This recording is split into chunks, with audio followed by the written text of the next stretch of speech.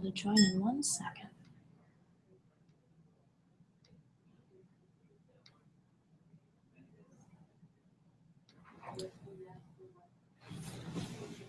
All right, why don't you say hello? Hi, I'm Sam Kassow. This is the first time I've ever done this. I'm technically illiterate, but I hope that we get through this. Okay, so I will go and answer the questions in order. First question, I would like to know something of the demographics of those who took the course, how many people in total, what is the age range, where do they live, and so forth. This is a question raised by Alan Steinfeld.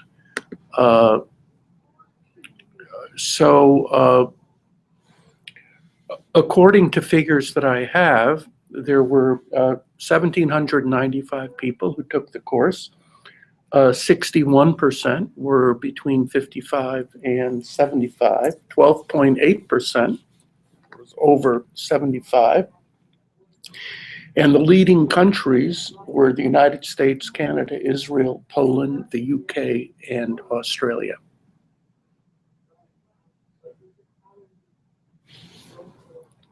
So now I should go to the second question. I think you have to hit done.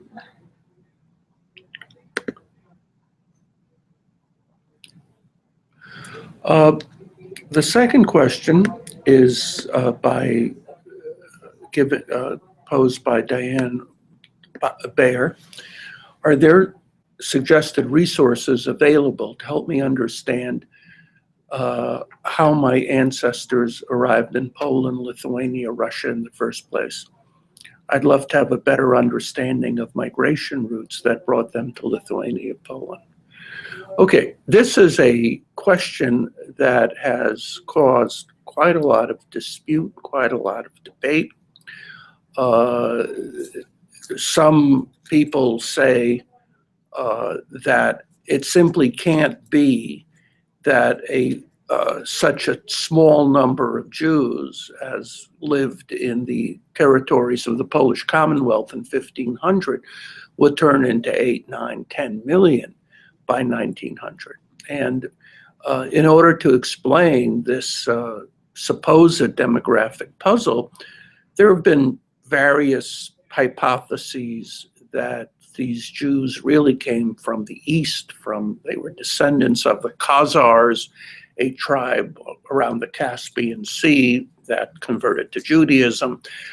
Some people say that many of the East European Jews were descended from Slavic peasants who converted to Judaism. If you want, I think, a reliable discussion of this, there is an article by Shaul Stampfer, Stampfer, in a recent edition of the Jewish Review of Books. And he reviews a lot of the evidence. He takes on people like Arthur Kessler, like Shlomo Zand, like Eran El-Haik, who all, for different reasons, support the Khazar hypothesis that Jews were descended from migrants from the East. And what Stampfer logically, and I think clearly and definitively proves, at least to my satisfaction, is that the most widely held explanation, that is that Jews came from the West, from Germany and from Bohemia, that this is still the most reliable explanation. That is that most of the Polish Jews were descended from migrants from the German-speaking lands, from Bohemia. Of course, there were some migrants from the East. There were some migrants from the Ottoman Empire. Peretz is, you might say, is a Spanish name. But the overwhelming evidence is that the ancestors came to Poland, Lithuania, Russia from the German-speaking areas, and perhaps from France and Italy from the Czech lands, from Moravia. And you just have to think about the Yiddish language, which is obviously reflects some the origins in Central and Western Europe. Now, to the objection that you simply can't have that much demographic increase in such a few centuries, Stamfer points out that 2,000 Dutch settlers turned into 3 million Afrikaners, and that a somewhat larger number of French settlers in Quebec turned into 5 million Quebecois. That's not counting all the French Canadians who live in New England and everywhere else. So barring any new information, I would go with the Western hypothesis. Okay, next question by Elena Brunn.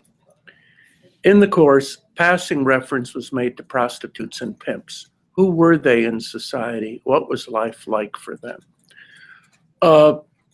We know from a lot of newspaper accounts, a lot of literary references, a lot of memoirs, that prostitution was seen to be a real problem in urban Jewish society in places like Warsaw, Lodz. We have Peretz, the great Yiddish writer, who was objecting very much to the alleged role of pimps in financing what he called the low-class Yiddish theater.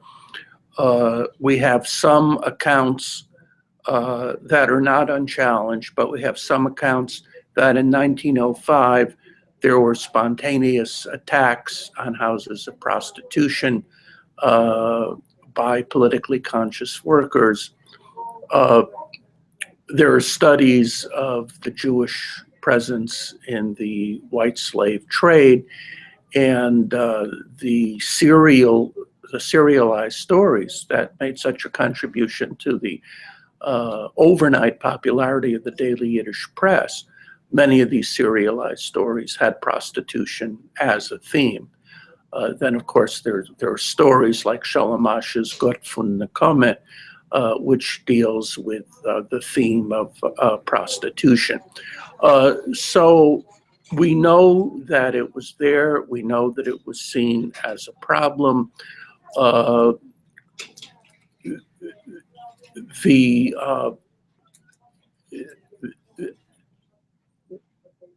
That's as far as what life was like for them. I'm really, not going to go beyond the obvious that for prostitutes, life was not great.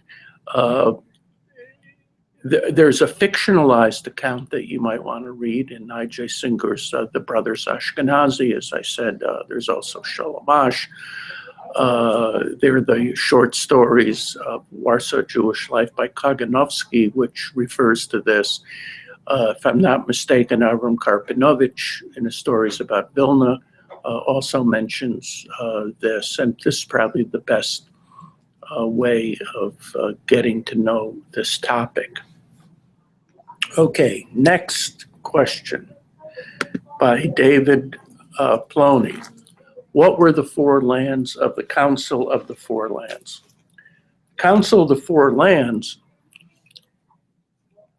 was, first of all, a Great Poland, which was Western Poland, with its capital in Poznan. There was Little Poland, with its capital in Krakow. There was Ruthenia, or Red Russia, with its capital in Lvov. And then there was Volhynia, or Volyn, with its capital in Ostrov. Now, there was, for a time, the Council of the Four Lands was also the Council of the Five Lands. That is, the The Lithuanian Council was part of the Council of the Four Lands. But in 1623, the Lithuanian Council decided to meet separately. Next question.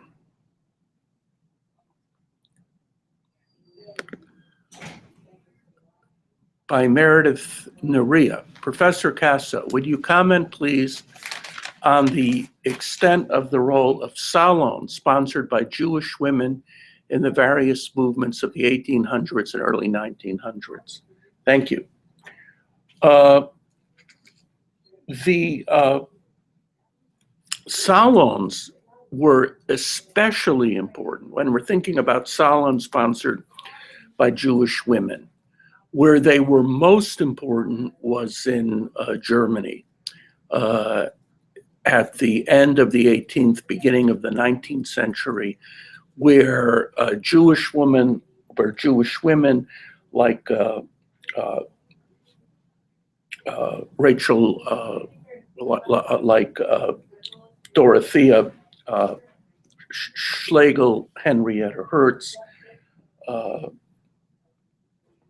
Varnhagen, they all had these salons which were a neutral space where Jews and Germans could meet, where they could discuss culture, they could discuss literature, music, where they could socialize. There have been many studies of these salons. I'd recommend Deborah Hertz, Jewish High Society in Berlin. I'd recommend even today Hannah Arendt's very stimulating book on Varnhagen. Farther east, as you might know, I was one of the lead scholars of the new Jewish Museum, which just opened up in Warsaw, Poland. And in our 19th century exhibit, one of the key spaces that we used to depict the transformation of Jewish life in Poland in the 19th century was a salon. And this was a salon run by the third wife of Shmuel Zbytkover, Judita Jakubowicz. And she ran a Warsaw salon, which was very, very important, and which played a very important role in the development of Warsaw as a cultural center. There's a Jewish writer and poet and communal activist, Alexander Kraushar, who lived a very long life and who began as a fervent believer in Jewish integration into Polish society, and was a major figure in the patriotic awakening of 1863, where many Jews supported the Polish cause as Polish patriots. Kraushar was involved in that. Kraushar was also involved in the movement to build the Great Warsaw Synagogue, the Klamacka Synagogue, which was going to be a symbol of the possibility that you could be a Pole of the Mosaic persuasion. And Kraushar then ran into terrible disappointment and terrible disillusionment. The pogrom of 1881, growing anti-Semitism in Polish society, the growing gulf between Poles and Jews. And Kraushar eventually realized that one could not be a Pole of the Mosaic persuasion. You had to choose. If you wanted to be a Pole, he believed you had to be a Catholic. And so he eventually converted to Catholicism.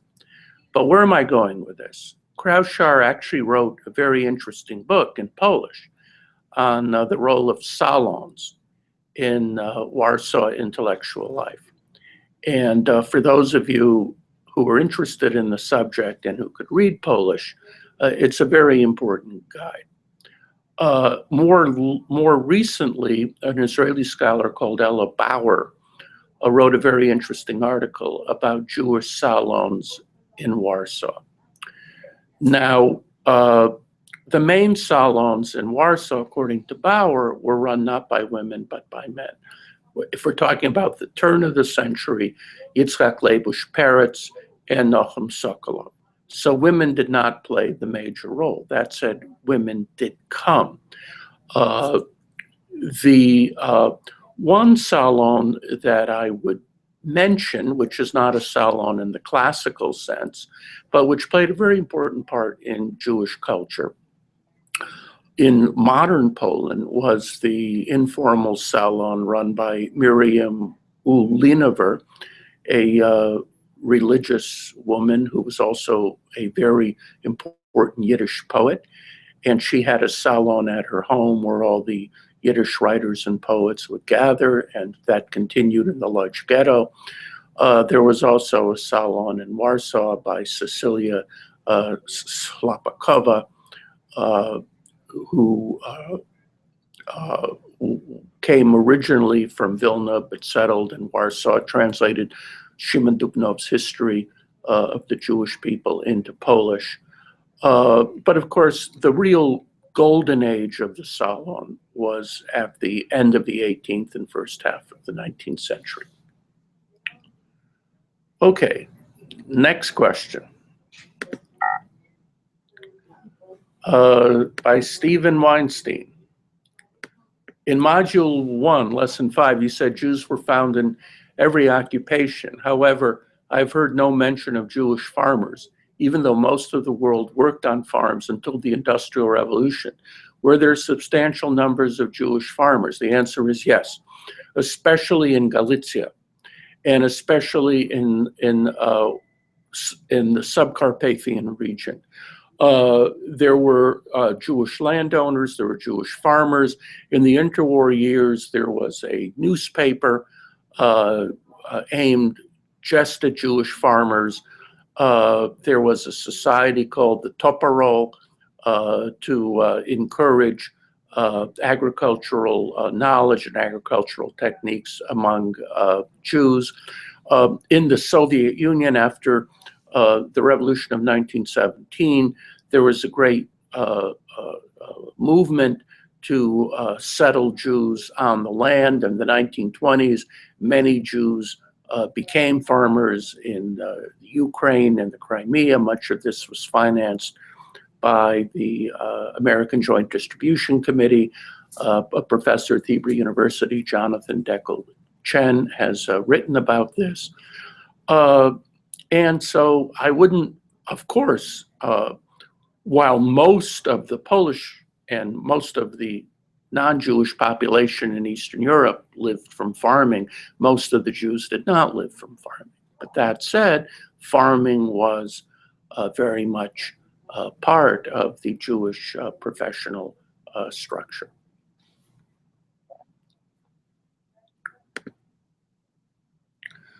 Okay, what is the origin of the term Pale of Settlement by Harvey Niebulski? The Pale has its origins, first of all, in the edict of Catherine the Great in 1791 that limited the Jewish population in the newly acquired western regions, which had been Poland and was now taken over by Russia, that this Jewish population could not freely move into Central and Eastern Russia. Catherine was responding to pressures from Russian merchants who didn't want competition, the fears that these Jews living in shtetls, often selling vodka and making vodka. In other words, that these Jews who'd been involved in that Polish noble Jewish symbiotic shtetl leasehold economy that was so foreign to the Russians, that those Jews would not be able to move into the center of Russia and supposedly exploit the Russian peasants or compete with Russian merchants. So right from the beginning, Catherine the Great, in dealing with the Jews, had two contradictory impulses, which was to mark the Tsarist Russian policy for a very long time. One impulse was the impulse of the Enlightenment, to encourage Jews to integrate, to make them useful, to make them productive. The other impulse was to segregate them, to keep them from harming the non-Jewish Central Russian population. But the Pale of Settlement as a Pale of Settlement does not begin then. It actually begins in 1835, when Tsar Nicholas I enacts the legislation establishing the Pale of Settlement, those areas where Jews can live, which includes territories, not all the territories, but territories taken from the old Polish Commonwealth, plus new areas in the in around Odessa and southwest Ukraine, which had not been part of Poland.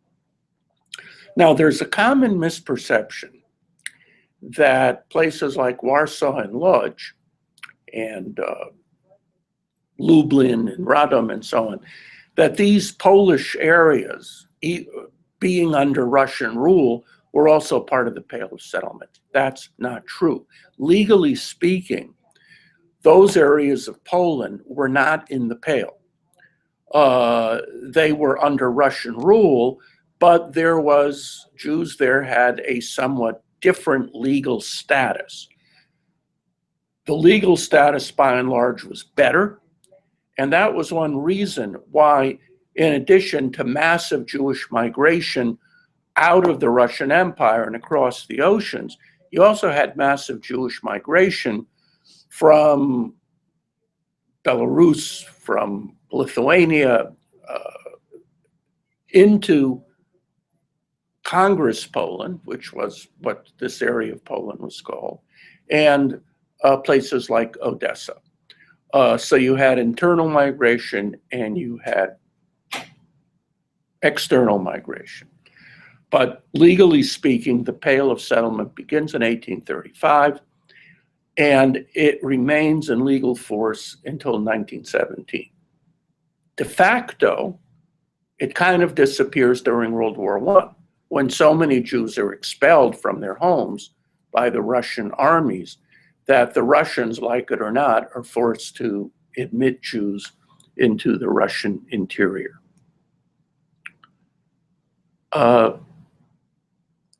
Okay, regarding Pale, I'm specifically asking Ray the term, the origin itself. Pale of Settlement in Russian is Cherta Osiedlosti. Cherta means area, pale, like beyond the pale. It's pale, P-A-L-E, is an area which is defined, which is bounded, which is accepted. And so pale is a translation of the Russian Cherta.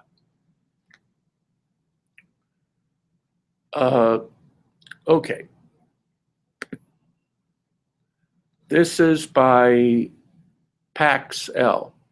My question pertains to Sutzkever's poem, Die Bleine Platten von Roms Druckerei, the lead plates of the Rome press. Was the melting into bullets a fantasy, a plan, or a historical event? I believe that it literally did not take place. There are some who say that it did take place. I don't think it literally took place. It was symbolic. However, Abba Kovner also mentioned that the weighty volumes of the Talmud, or the Vilna Shas, Vilna was the great center of Talmudic publishing, the Rome press, while Sutzkever talks about the lead plates of the Rome press being used to be melted into bullets, Kovner talks about using the volumes of the Talmud as barricades. So there was this great temptation among the Vilna fighters to somehow integrate the image of the Vilna Shas, that symbol of continuity, tradition, that symbol that marked Vilna's preeminence as a center of Jewish diaspora culture, to use that as a marker that underscored how in Vilna's last days as a Jewish center, the Jews went from cultural resistance to literal armed resistance.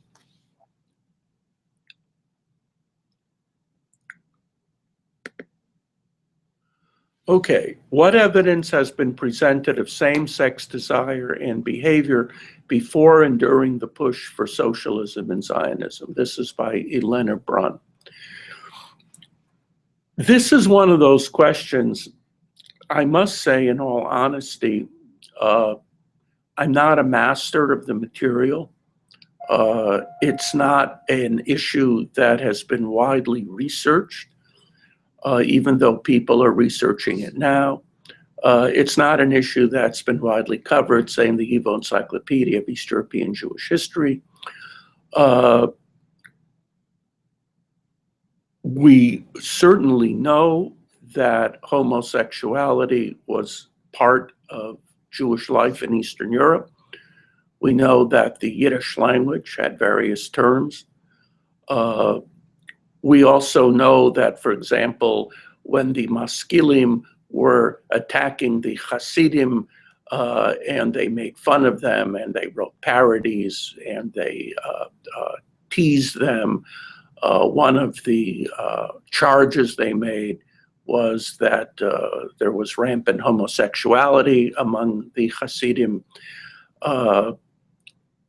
There's a strong element of, I don't even know what the word would be, but in early Zionism, if you look at Lillian's paintings of Herzl, if you look at some of the imagery of early Zionism, there's a strong element of exalting the tough, muscular, strong, assertive male body. Nordau talks about muscular Zionism and how the Jew is going to be tough and assertive, and he's going to get and he's going to become powerful. To what degree there's a homoerotic tendency in all this is not something that I have the expertise to answer. If we go into Yiddish literature, we see certain themes of women loving other women, but frankly, this is not a topic that I feel that I can comment on with any degree of authority.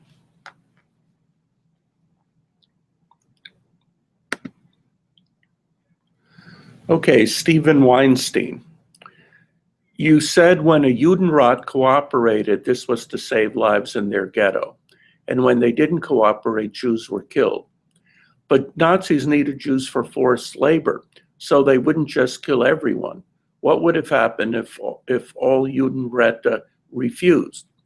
Well, again, the first thing to understand is that no two ghettos were alike. Each ghetto had its own situation. Where was it? Was it in the Reich, like Lodz or Bialystok? Was it in the general government, like Warsaw? Was it in Ostland, like Vilna? What were the local German officials like? Were they, as in the case of the Bialystok ghetto, really convinced themselves that ghetto labor would ensure months and even years of survival for the ghetto? Did the local Germans have any clout? Was there a critical mass of machines, of skilled workers, had that city been an industrial city before the war, where the Germans themselves would be interested in encouraging production.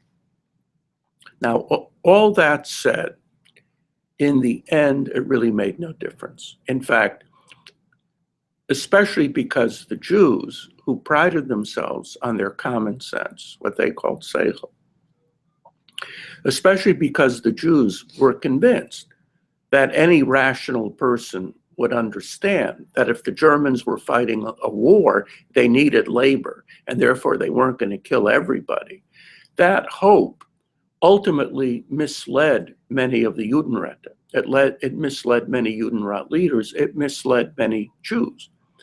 The fact was that most of the time, when push came to shove, ideology trumped economic rationality.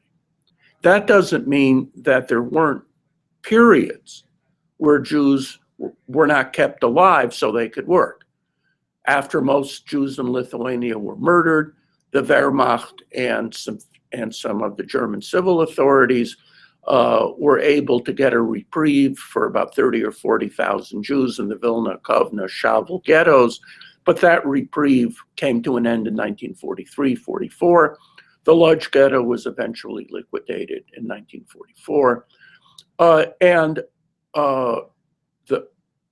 A startling fact, which kind of proves that when push came to shove, the SS cared more about killing Jews than about extracting economic usefulness from them, was the fact that on November 3rd, 1943, in Operation Harvest Festival, the SS murdered about, some say 17,000, some say 40,000.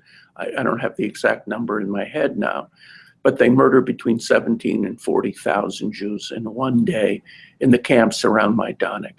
Many of these Jews were skilled laborers. Himmler just said, kill them all. And that really proves how the Germans were so intent on ideology. Another example is what happened in Vilna in April 1943, where the Germans at that point were really desperate for skilled labor.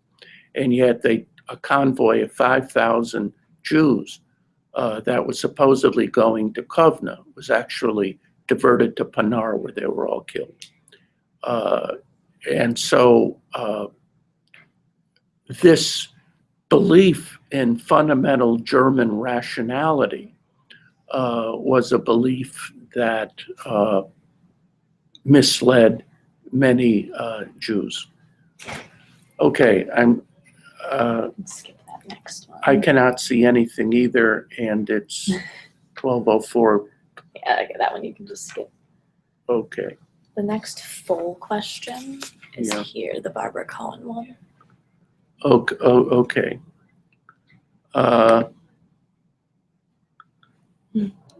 Okay, Barbara Cohn.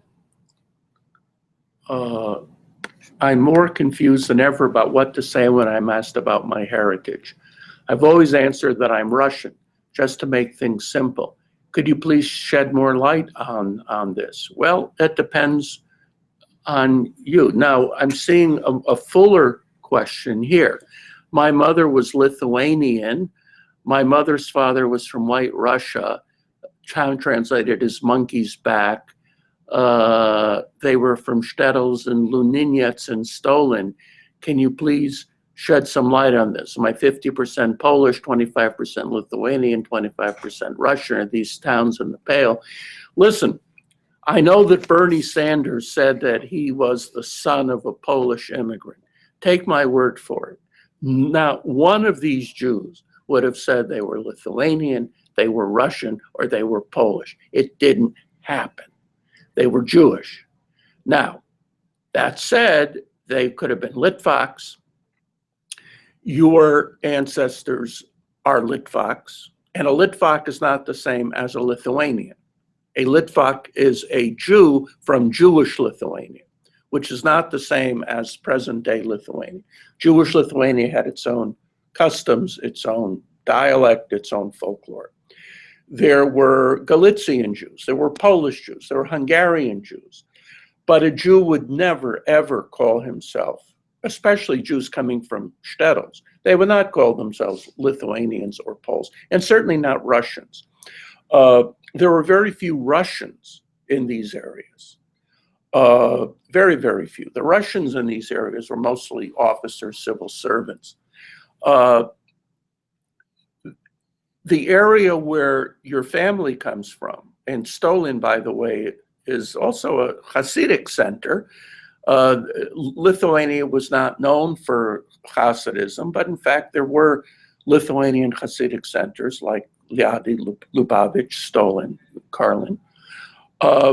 But they were Litvaks. So if you're asked your heritage is that you're a Litvak. Okay. There's another question about connection. I'm not issues. able to connect. I have a screen on my computer that says end of course and a blurred image. No sound. What should I do? Phyllis Myers. Again, you can just skip that. Okay. What is the state of Yiddish today? Fred Van Doren. Yiddish has been written off. It's been supposedly dying. It's supposedly reviving. The state of Yiddish today is very interesting. Academically, there's serious study of Yiddish literature, of Yiddish linguistics in the United States, in Poland, in Germany, in France. There are academic conferences.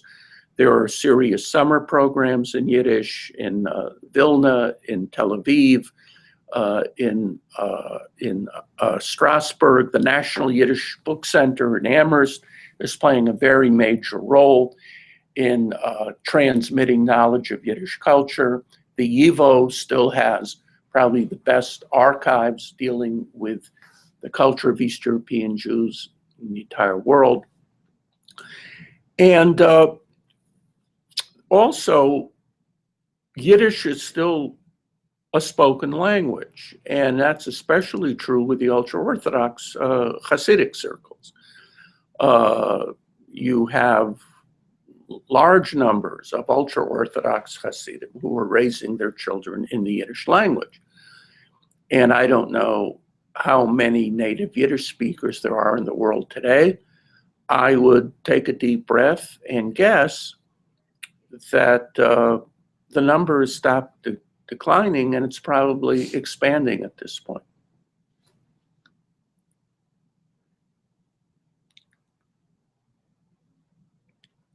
Okay.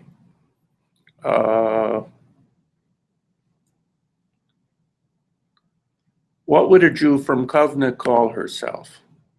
A Jew from Kovna would call herself a Litvachke, a female Litvak.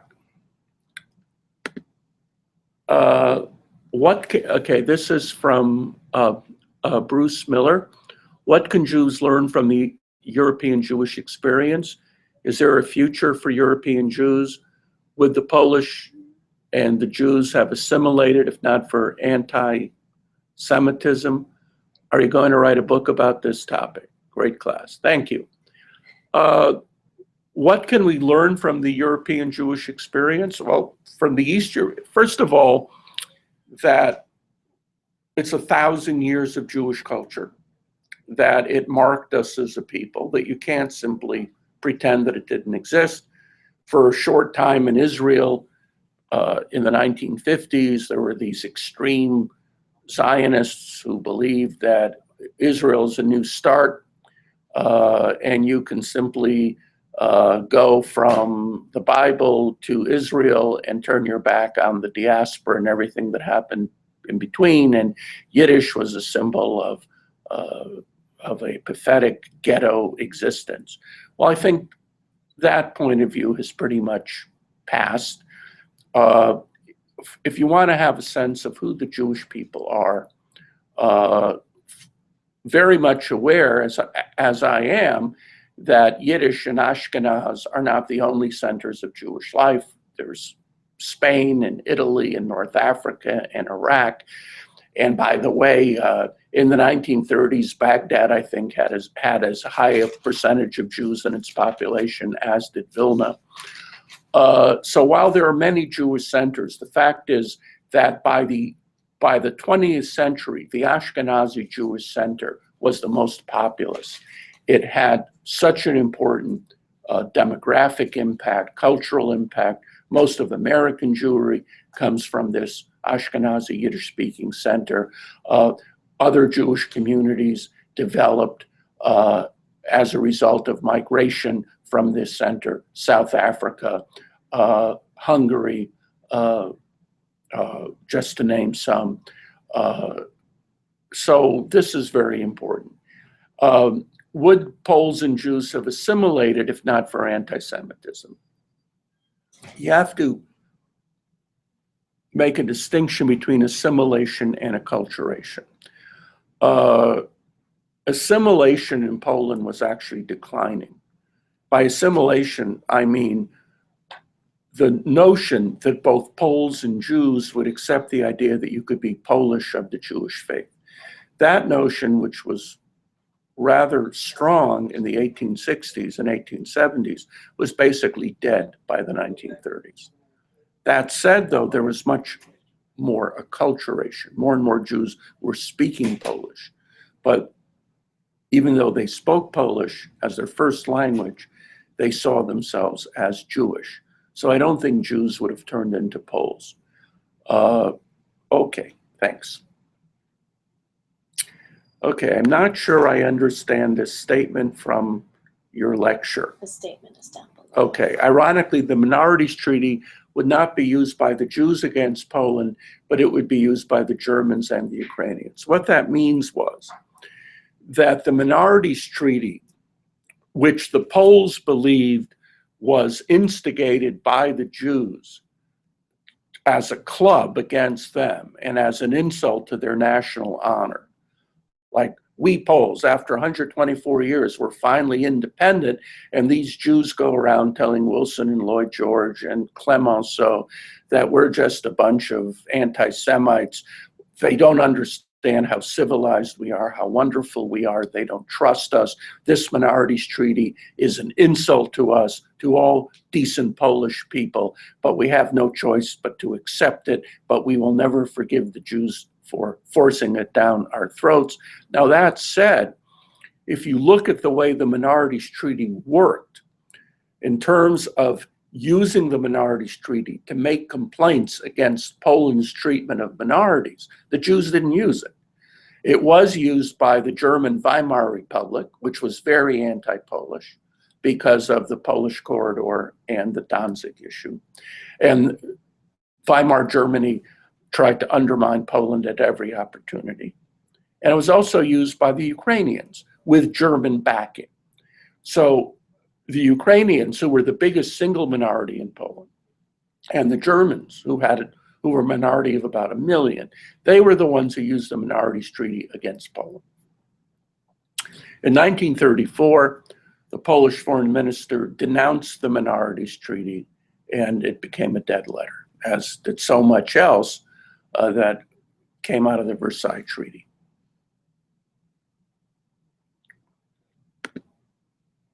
Okay, I am still unclear about the relationship of Yiddish, Hebrew, and Ashkenaz. My mother learned Hebrew as a living language and was fluent. It almost seemed that she saw Yiddish as the language of a different sector, perhaps less educated. Yiddish was by and large the original language of Ashkenaz. That is, if you looked at European Jewry in 1650, Jews in Holland, Jews in Alsace, Jews in those areas of Germany where they could live, Jews in Poland, Jews in Lithuania, they all spoke Yiddish, different kinds of Yiddish, but they all spoke Yiddish. As time went on, Western Yiddish began to disappear. Yiddish began to disappear in Germany. As time went on, a higher strata of Polish Jews began to speak Polish. a higher strata of Jews in Vilna and Kovna and Minsk began to speak Russian. There were Jews who really tried to speak Hebrew as their first language. But that doesn't negate the fact that Yiddish was a basic common denominator of Ashkenaz. So if your mother learned Hebrew as a living language, it's safe to say that her great-grandparents or grandparents would have spoken Yiddish as their first language.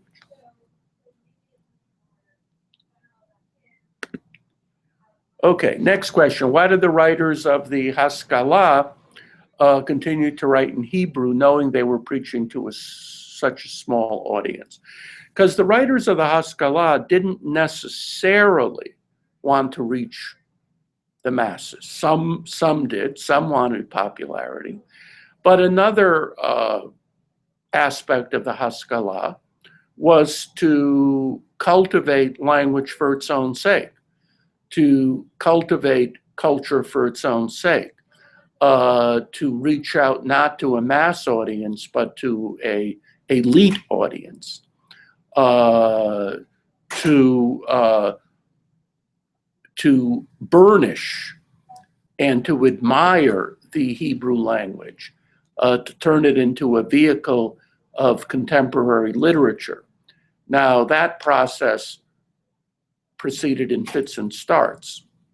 And as you know, certain maskilim like Mendel and Moicher Seforim, Sholem Abramovich, wrote both Hebrew and Yiddish. Many of the maskilim, in order to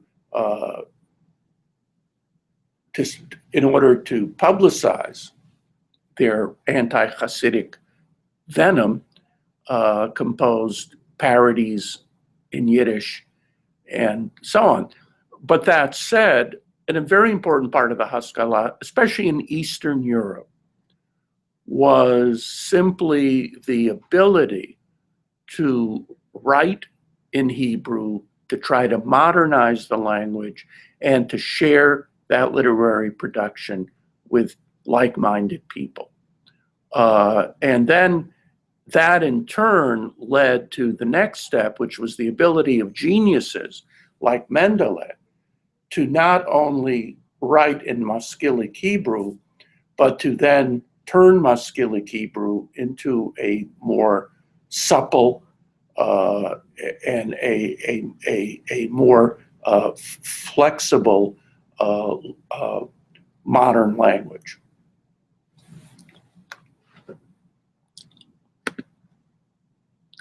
Okay, there's a square that's okay. Ronald Brandt. I visited Poland in 2004 during the official commemoration and liquidation of the Lodz ghetto. There was hate in the locals' eyes. What is your impression of today's situation in Eastern Europe? I've been to Poland many, many, many times in the last 10 years. I'm not sure that anti-Semitism in Poland today is a bigger problem than it is in other European countries. There's incredible interest in the new museum. There's more teaching of the Holocaust in school curricula. Am I happy about this new Polish government? No, I would have preferred the old one. But the real dangerous anti-Semitism today is packaged as anti-Zionism. And that is alive and well in Britain, in Scandinavia, in France, in the United States. You can have lectures at American colleges and universities where a lecturer will talk about how Israelis harvest Palestinian body parts and so on, where Israeli speakers are shouted down, not allowed to speak. That's anti-Semitism. That happens in Britain. That happens in many countries. It doesn't happen in Poland. So that's the bottom line for me. Excuse me. Can I interrupt for 1 second? Or are you in the middle of an interview? It's a live.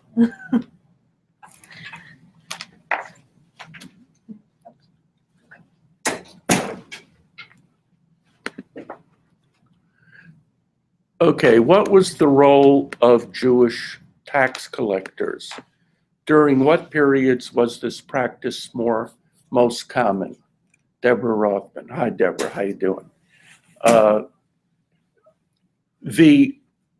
It depends what particular period. The most important role of Jewish tax collectors was to collect money that in turn was transferred to Jewish communal organs to hand over to the Polish state. So in the Polish Commonwealth, the tax collectors were very important. Did Jewish tax collectors collect money from the Polish nobility? No. Did they collect money from the peasants in their role as tavern keepers, as holders, as leaseholders, and so on? Yes, so it depends what you mean by tax. The role of Jewish tax collectors in the Habsburg and the Russian Empire, again, was very, very important, but not qua tax collectors, but as the collectors of income deriving from leases or from concessions that were then in some way transferred to the state.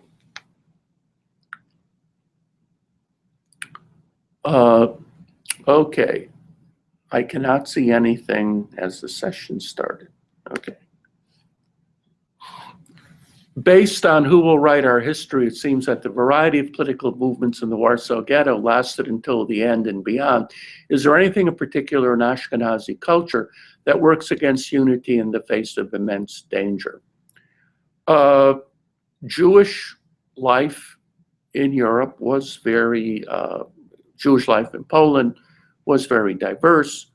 It's safe to say it was very fractious. Jews were always fighting each other. They were always disagreeing.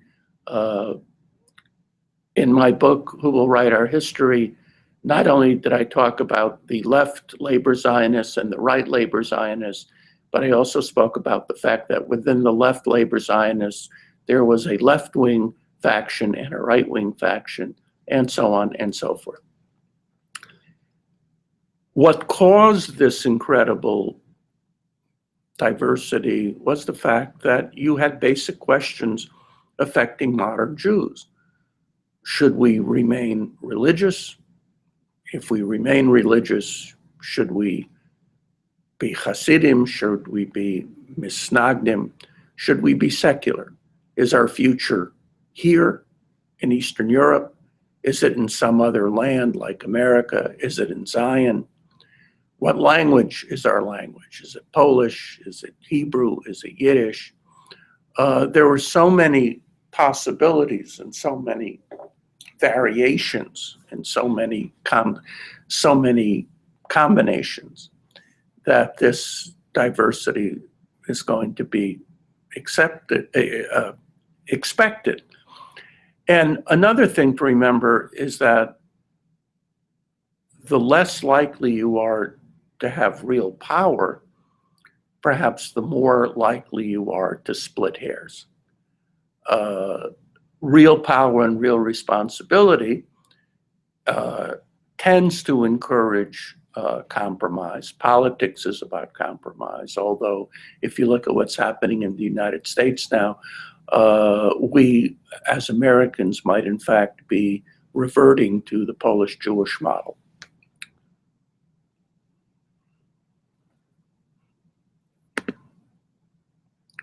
I read about a DNA study that indicated that many East European Jews were descended way back from Christian and heathen women who converted. When was intermarriage accepted or not that unusual? When did it stop? Look, if you look at a picture of 100 Polish Jews and a picture of 100 Yemenite Jews, you see there are obvious physical differences. And clearly there was some intermarriage in the past. That said, from the statistics that we have in the more modern period, the intermarriage rate was very, very low. Were there Christian women who converted? Yes. Was intermarriage common in Eastern Europe as far as we know? No. May this have been more common in the 1400s? Perhaps. Certainly there are physical differences. There's no question about it, and it probably comes from some genetic influence from the outside. In the introductory video, this is by Ina Burston. In the introductory video, Dr. Kassow speaks of Dubnov's concept of vertical integration. What I meant was Max Weinreich's concept of vertical integration, not Dubnov.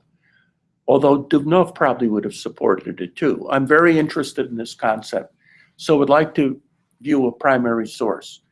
The best source is Weinreich's History of the Yiddish Language, which has been translated into English and published by Indiana University Press. And by vertical integration, what I mean is a relationship to previous generations, to previous texts, that your culture is based on an ongoing, unceasing dialogue with texts written before, with commentators who wrote centuries before, but you are in constant dialogue with those commentators. So the authority of the past is always vibrant, it's always real, the past has an aura, and you feel that you are part of a chain, what is called the Goldene Kette. Peretz used that term for one of his most important plays, the golden chain. You're part of a chain. And to me, that's vertical integration.